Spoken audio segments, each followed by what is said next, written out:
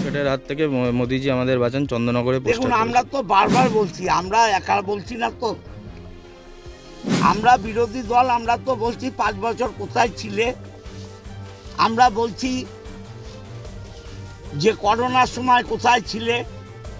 এখন এসে নাটক করছে, এখানে রাস্তা অবরোধ, ওখানে রাস্তা অবরোধ, কিছুক্ষণ বাদে দেখবেন দিল্লি রোডে অবরোধ করে দিচ্ছে, পুলিশ আসামি গ্রেপ্তার করছে। এই মাঝে কারবালার একটা গন্ডগোল নিয়ে এইসব নাটকবাজি করলো। মানুষের কাছে পৌঁছাতে গেলে আপনাদের মিডিয়া এখনো সর্ব হয়ে দাঁড়িয়েছে, মিডিয়া ছাড়া কিছু হচ্ছে না। আমরা তো বলছি না, ওদের মণ্ডল সভাপতিরা বলছে, ওদের মণ্ডল সভাপতিরা বলছে লকেটের হাত থেকে বাঁচান, খোলা চিঠি মোদিজির। দেখবেন বলবে এটা তৃণমূলের কাজ। তৃণমূলের খেয়ে দিয়ে কাজ করেনি, লকেটকে নিয়ে ভাবতে হবে। আমরা মোদিজিকে নিয়ে ভাবি, লকেটকে নিয়ে ভাবি না। মোদিজির সাথে আমাদের লড়াই, লকেট বাচ্চা মেয়ে, ওর সাথে কি লড়াই? ও দেখবেন বলবে এ তৃণমূল করাচ্ছে, এটা বিজেপির মণ্ডলের লোকেরা করাচ্ছে। বিজেপির ছেলেরা ওকে চাইছে না, কেউ আছে বিজেপির।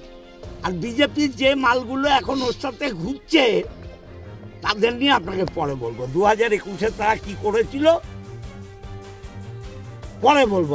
এই কিছুক্ষণ আগে জানতে পারলাম আমাদের 3 মণ্ডল সভাপতির নাম করে নাকি লকেট চ্যাটার্জির এগেনস্টে পোস্টার ফেলেছে যে লকেট চ্যাটার্জিকে আমরা চাই না। আপনাদের সবাইকে জানাতে চাই এটা সম্পূর্ণ মিথ্যা অপপ্রচার। লকেট চ্যাটার্জি প্রার্থী হওয়াতে রচনা ব্যানার্জি পর্যন্ত ভয় পেয়ে গেছে এবং এই তৃণমূলের গুন্ডা বাহিনীও ভয় পেয়ে গেছে। লকেট চ্যাটার্জিকে আমরা চন্দননগর বিধানসভা থেকে 3 মণ্ডল সভাপতি 50,000 ভোটে লিড দেবো এবং হুগলি লোকসভা থেকে লকেট চ্যাটার্জি যে ভোটে জিতেছিলেন 2019-এ তার ডবল মার্জিনে ওনাকে জিতিয়ে নিয়ে আবার দিল্লিতে পাঠাবো। এটা আমাদের প্রতিজ্ঞা রইল। এবং যাদের এখন মিথ্যা অপপ্রচার করছে তাদের মুখে ছাইকালি মাখিয়ে দেবো।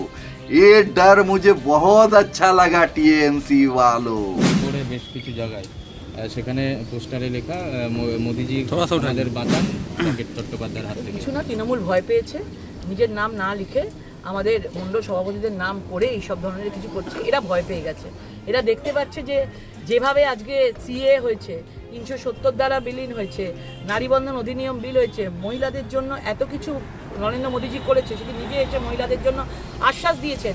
বুঝতে পারছে যে হুগলিতে তৃণমূলের মানে মাটি তো অনেক নড়বড়ে হয়ে গেছে, আরও নড়বড়ে হয়ে গেছে। এইসব ভয় জয় পেয়ে এইসব ধরনের কিছু লিখছে, কিন্তু কিচ্ছু যায় আসবে না। তারা বলতেই থাকুক, আমরা মানুষের মধ্যে তত বেশি করে পৌঁছাবো।